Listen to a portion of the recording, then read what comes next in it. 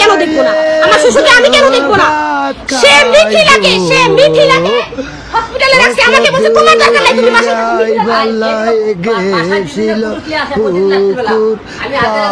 তাই নাকি? তাইলে কি ভাই কে রাত্রে বেলা ছিল? ভাই ও প্যানেল মে আলম একটা সাইকো হয়ে গেছে, সাইকো।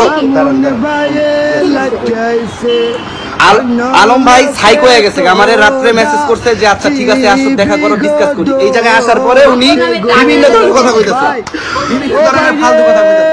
এটা হচ্ছে তার ফ্যামিলি, এটা হচ্ছে তার ফ্যামিলি বাসা। এখানে তার মা আছে, ভাই আছে, বোন আছে, সবাই আছে, এভরিথিং সবাই আছে। এই যে উনি এখানে আইসা হাতে নাতে বলে আমার দোষ। ইতির লগে যে আপনি যে ইতির লগে না, আপনি ইতির সাথে ইতিরে ধরেন কিভাবে?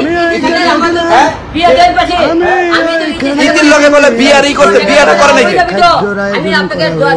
ঠিক আছে, আমিও চাই আপনি আমাদের অবৈধ